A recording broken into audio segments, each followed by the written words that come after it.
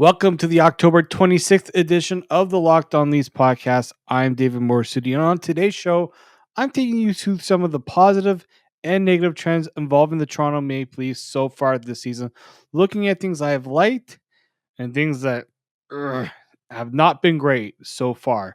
This is the Locked On Leafs podcast, part of the Locked On Podcast Network. You're Locked On Maple Leafs, your daily podcast on the Toronto Maple Leafs. Part of the Locked On Podcast Network. Your team every day.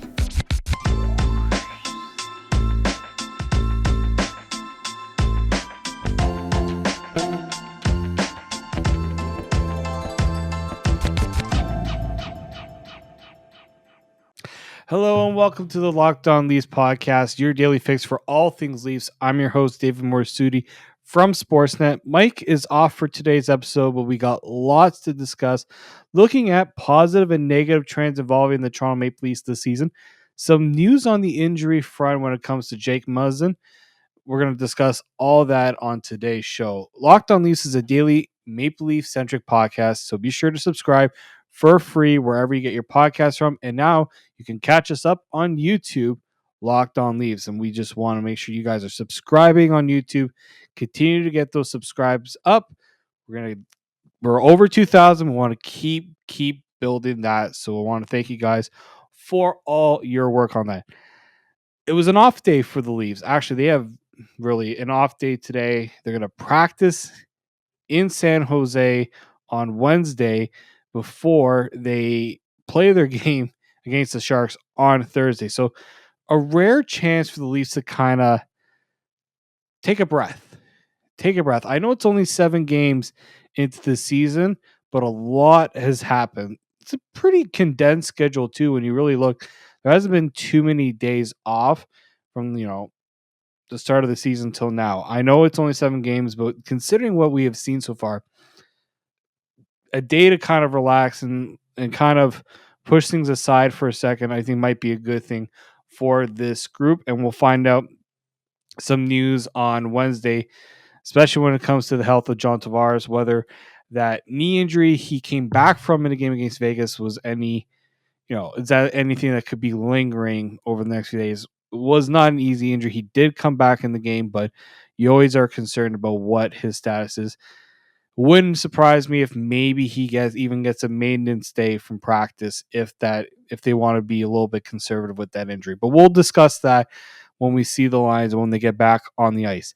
We do have an update on the Jake Muzzin front, actually. It kind of came down kind of out of nowhere a little bit here. Cap Friendly was reporting that Jake Muzzin has been placed on LTIR.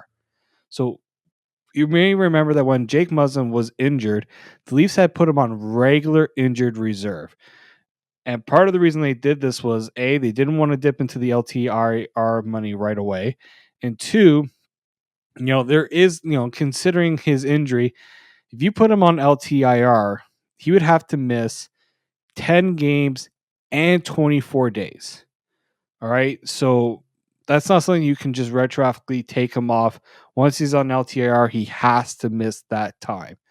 So from the Leafs standpoint, it didn't make sense to put him on LTIR yet until they knew for sure what his status was long term. So we now know Jake Muzzin has been put on LTIR.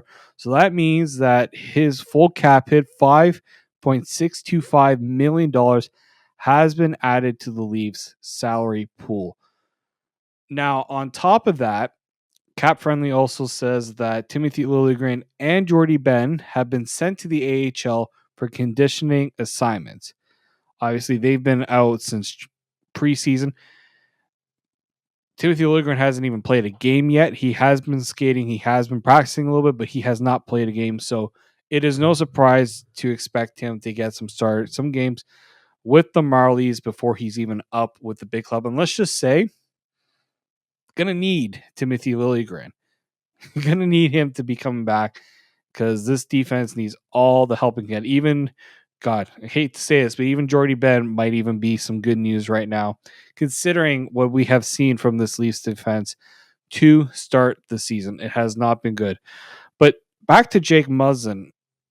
The unfortunate part of this whole Jake Muzzin situation is very similar to last season where he's now being put on LTIR, which means we know for sure he's going to be out for the prolonged future, but we don't know really what that means about his health for the rest of the season. A lot of people will probably say, you know what, let him take his time coming back, let him kind of recover on his own. The other thing some people are saying is, does this give the Leafs $5.625 million to go out and make a deal for somebody else? It very well could.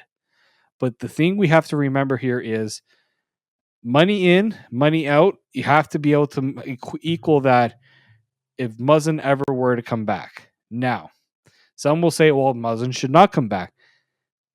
If he's able to play, and we saw it last year, he was ready to come back. The Leafs brought him back during the regular season. Some would say, you know what, keep him out until the playoffs and bring him back in the playoffs.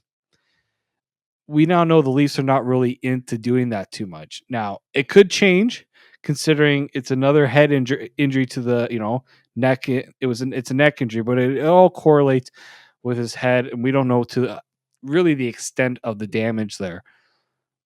I think right now the best thing for this team to do is let Jake Muzzin do what he needs to do, not just physically but mentally recover. This must be a very tough thing for him, not only physically to have to go through another injury like this, but the mental aspect of it, another recovery like this. It's tough. Let's take a breath. Let's see what happens. If the Leafs know for sure his long-term health and what's going on, maybe this is a bit of a precursor to a bigger move happening. But we can't say for sure really until we hear from Sheldon Keefe or Kyle Dubas about Jake Muzzin's future. And frankly, I don't know if we're going to get that. Maybe Sheldon Keefe gives an update when reporters talk to him at practice. We'll be on the lookout for that, but I would save your breath on that just for the moment because, it's you have to be very careful. Sheldon Keefe has to be careful when he's talking about Jake Muzzin because the guy's put on LTIR and, he's out for a long time and one person says one thing and somebody else says the other. I mean, look at what Mitch Marner was saying. No, he has his family to think about, almost like kind of putting a bow on Jake Muzzin's season. You got to be very careful when you're with what you're saying when it comes to these situations. So I think the Leafs will take this in the right direction. They really they know that with what happened with Jake Muzzin last season, they don't want to go through that again. He should not want to have to go through that again. The Leafs definitely could use Jake Muzzin at his best, but we just don't know what that is because he's been off and on so much.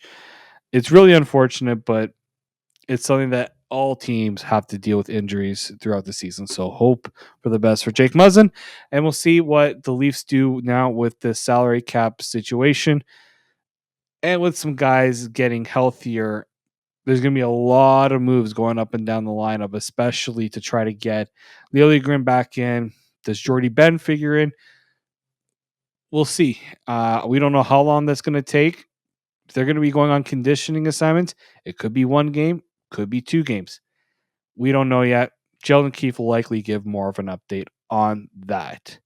Now, at the top of the show, I did say we are going to be discussing some positive and negative trends involving the Leafs. Because with off days, not much news going on. And I know it's only 7 games, but you do see some trends developing with this team. And I want to highlight some of those and look at the ones that have been good and some that have been, as our good friend, as we come to know, not the best.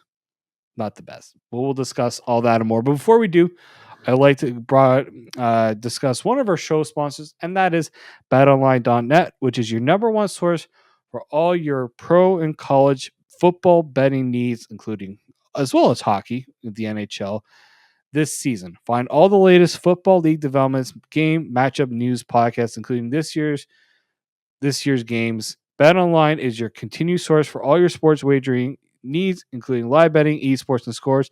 The fastest way to check in on all your favorite your sports and events, including NHL, MLB, MMA, boxing, and golf. Head to the website today or use your mobile device to find more about the trends in action. Bet online, it's where the game starts. Welcome back to the Locked On Leafs podcast. I am David Morassutti here solo today. Mike is off. Got to deal with some dental work out of Niagara. We're letting him deal with that. He will be back in the saddle tomorrow when we go through our preview for the Sharks game. So make sure you do not miss that. We know that this California road trip, sometimes a long road trip can do a lot of good things for teams. It could also be a tough time for teams. Right now, the Leafs are 1-1 on this trip. They have looked good in one game, not so good in the other. And that's kind of where this team has been.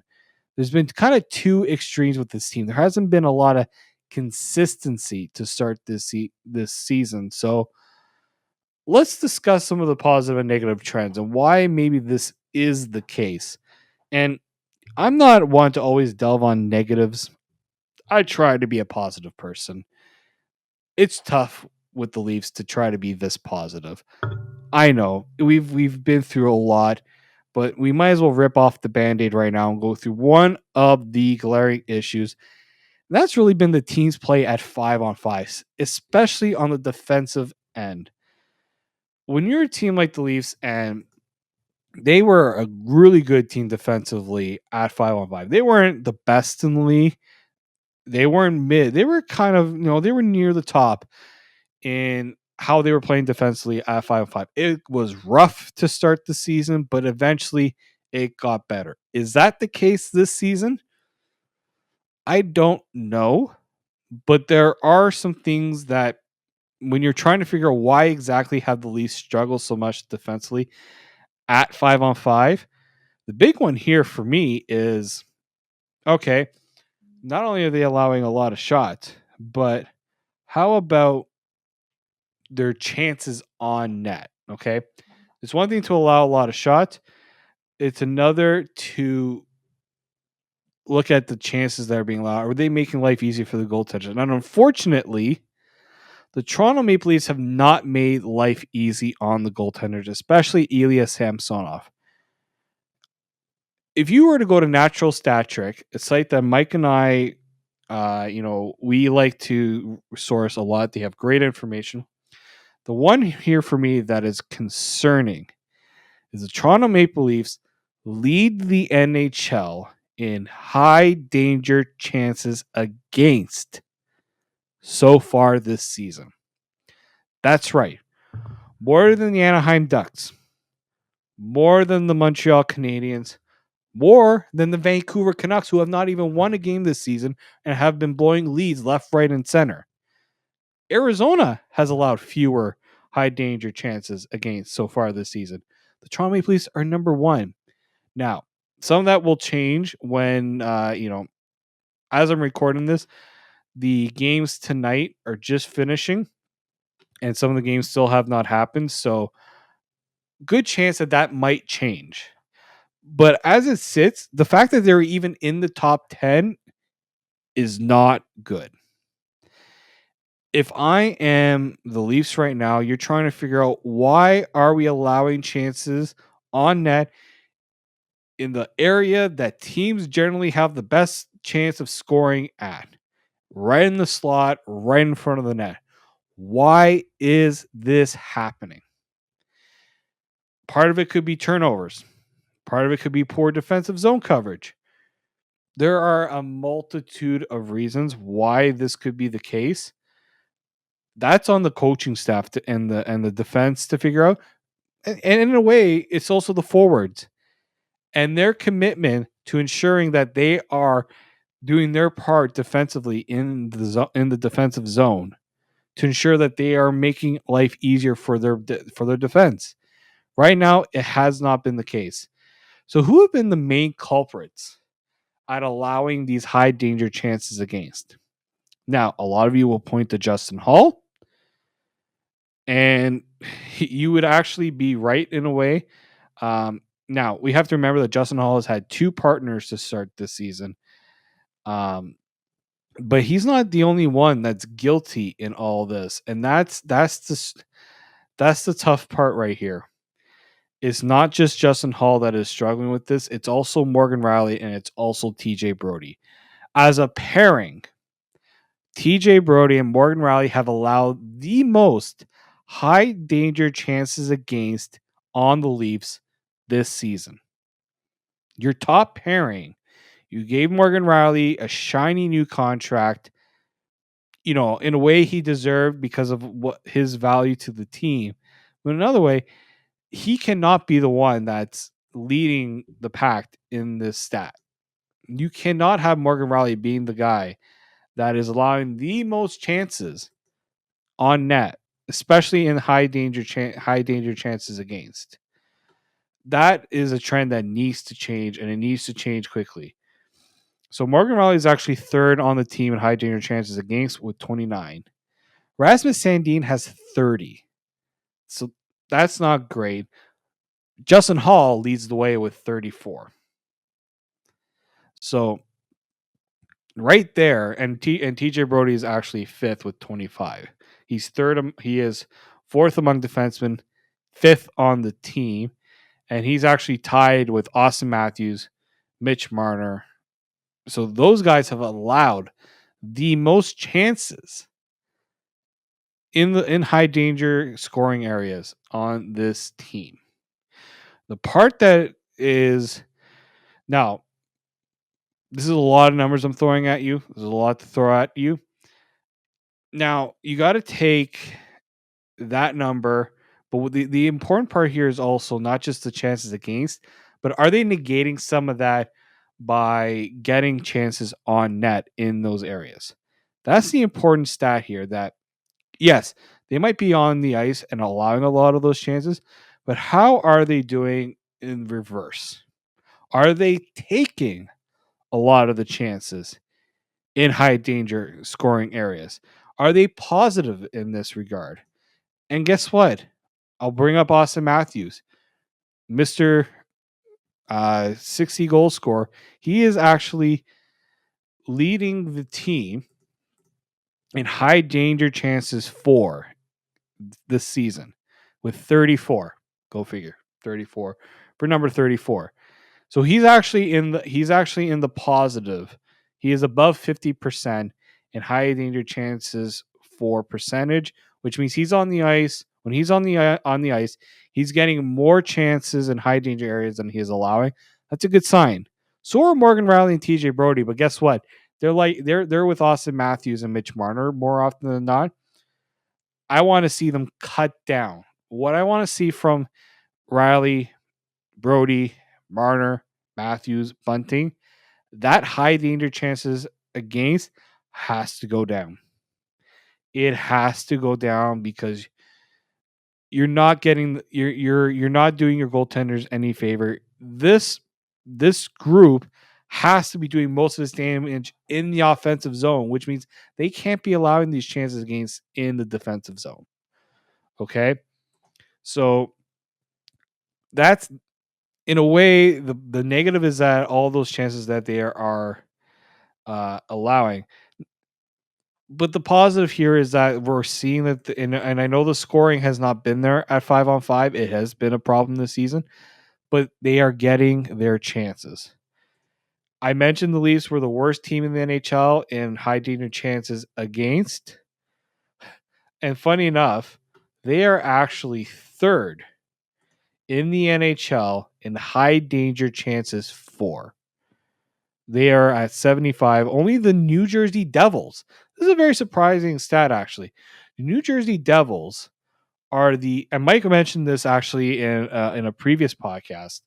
The New Jersey Devils have the most high danger chances for, and they have the fewest high danger chances against. 36.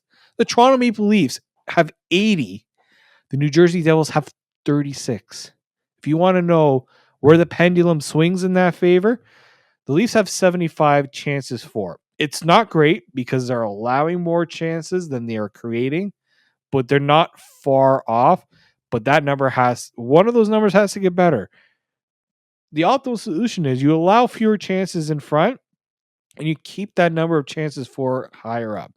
So if I'm the Leafs, that has to be The number one thing you need to fix, because it's not doing your club any favors. Okay.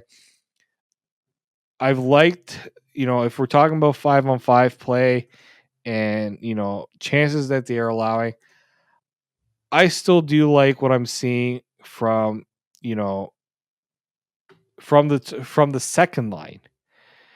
And that is, John Tavares and William Nylander and Nick Robertson.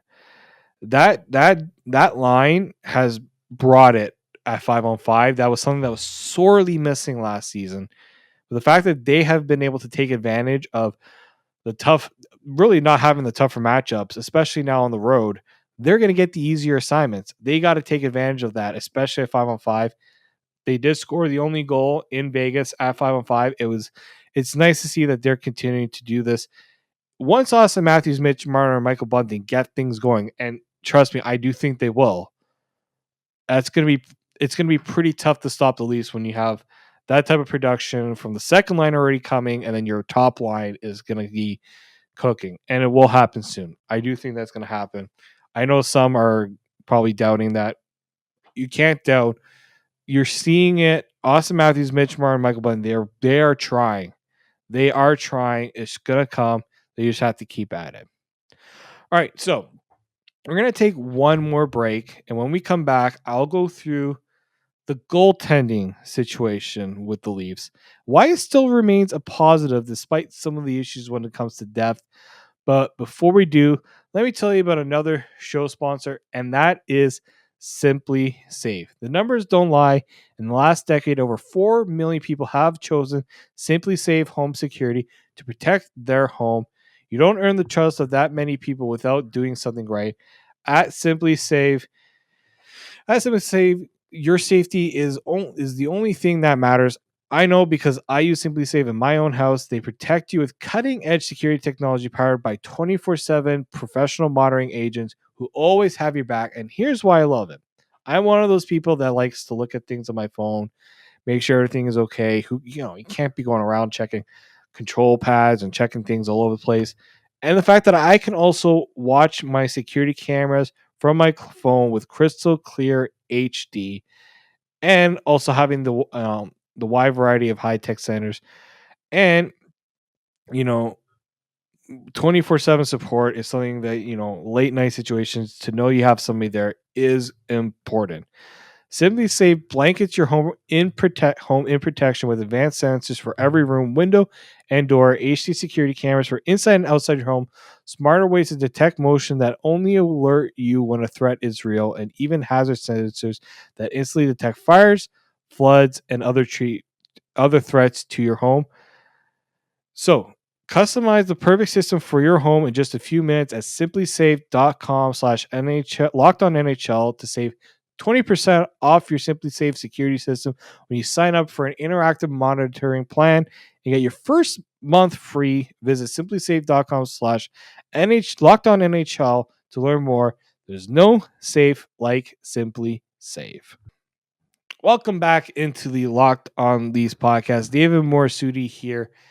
Mike DeStefano will be back for tomorrow's episode, so I am going to be taking the reins. And for the final part of my positive and negative trends to start the season, I know we're only 7 games through, people. I know it's only been 7 games, but I want to, make sure that we're focusing on the right areas of what's been going right with the Leafs and what's been going wrong with the Leafs. One thing that nobody should be complaining about is Ilya Samsonov. This might be now, so far I know it's only 5 games, but 5 games in, Ilya Samsonov is third in the NHL in save percentage among starting goaltenders.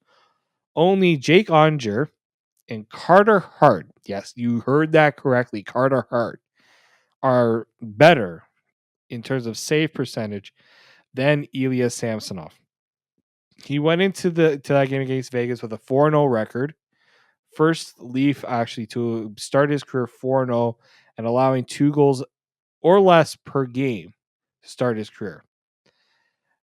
And, when you look at kind of where the rest of the division is, like, he is the best goalie right now statistically in the Atlantic. Linus Ullmark is actually right behind him, but there's not enough good things you can say about Ilya Samsonov because he's had to take a bigger workload than many were expecting. And I think this is a a young player. Let's not forget he's 25.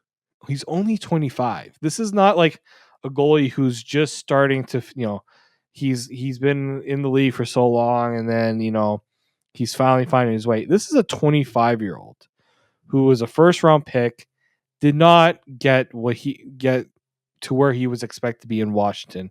Comes to Toronto, knows he is trying to reset his career. And so far, through his 5 starts, he has done that.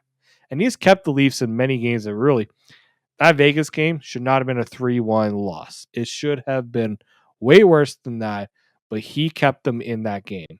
That's what you need from your starting goaltender. When you're not at your best, he has to be, as they say, the last line of defense. And he's really done that so far this season. I don't know how that cannot be viewed as a positive because there was that chance that he was going to be taking a bulk of this workload because of Matt Murray's, dicey injury pass. Let's put it. There's no way around it. That was a gamble from Kyle Dubas to bring in Matt Murray, given his injury history, given the fact that you know you bring in somebody like that who has a higher salary than Ilya Samsonov. He's out. It limits what you can do at times, but because he's on LTIR, they are able to make those, actually help the roster out by bringing up those extra players so that they can rotate guys and especially those forwards. The question now really becomes is, can you trust Matt Murray to stay healthy? That's going to be the biggest key. That's going to be a negative because yes, Eric Shalgren, you have him in the pipeline. You're hoping that he can stay healthy and be that third goaltender. But really, you don't want to put Samsonov in a position where he's starting 60 games this season. You don't want that. 55 is even pushing it a little bit for me just because the most he's ever started in his career is 39 games. That was his worst year statistically. You do not want a situation where it gets too much for him and you see a regression. You do want to make sure that he is getting the rest. Right now, he seems to be okay, but eventually you're going to need to make sure that you got that safety blanket. Right now, Samsonov was a safety blanket in a way for Matt Murray. But now Matt Murray is going to have to be that for Samsonov when he eventually does come back, and hopefully he can stay healthy. I believe that Matt Murray, there could be something there. We saw it in the preseason that there is something there. That first game against Montreal, I was not going to put that all on him. Yes, he needed to be better, but so did the rest of the team. I'm not going to let one game, be the statement of his season. Only if this injury thing is something he can't shake. But if he can get back on the ice and if he can help this goaltending, help this Leafs team, really help this Leafs defense, which has been brutal to start the season, get back on track, then that'll be a positive. Samsonov makes this a great positive because you've got great goaltending. We were not expecting great goaltending. We were just hoping for good enough. The fact they're getting great, and what really kind of bothers me about the Leafs lackadays effort in some games is that you're getting almost elite goaltending from Ilya Samsonov and you're wasting it by not putting the effort, especially defensively. So that needs to change. And I wonder, will the Leafs try to look at maybe if this some of these ugly trends continue? Is that a sign that changes are going to be needed? And you don't want to see a team have to make all these changes during the season. You were kind of hoping that you nip some of the stuff in the bud during the offseason. The Leafs are also kind of cap strapped that they can't just make all these changes they can change some stuff. I'm hoping that some parts that don't look good right now do get changed. But at least you got some things that you can actually look ahead. Now, the next 3 games against San Jose, LA, and Anaheim, those 3 games should all be winnable games. So if they don't look good in any of those 3 games, or if one of those games they have a very laxadays approach, and it's something that's kind of now becoming a disturbing trend, I would be surprised if it's just kind of brushed aside. They cannot afford to let this stuff keep creeping in. I know it's only 7 games, but we're talking about a trend that's happened in years past. They got to get this right. But as long as Samsonov is playing the way he gives the Leafs a chance to win every night. Any night he is in the night. And he really has. And that's the good part about having a goaltender like Samsonov right now. So hopefully they can get their stuff together when it counts. All right. I think that will do it for us here on the podcast. I'd like to thank you for listening and supporting the show. You can subscribe to the Locked On Leafs podcast on all podcasting platforms and receive daily Leafs content. That is 5 days a week. Not many places you're going to get 5 days a week of Leafs content on YouTube, on your podcast platform, and content that you guys enjoy. And I hope you guys all enjoy it. Make sure you give us a good rating on iTunes, wherever you get your podcast. Give us a thumbs up on YouTube. We always enjoy the thumbs up. Give us those comments. Let me know what you guys think are some other trends that you're not liking from this Leafs team. I like to hear what you guys think about it. Make sure you follow myself on Twitter at @D_Morassutti and follow Mike at Mickey_Canuck. And follow the show at Locked On Leafs. We'll be back with another episode tomorrow where we'll preview Thursday's game against the Sharks as the West Coast road trip continues. But until then, keep it locked right here on Locked On Leafs.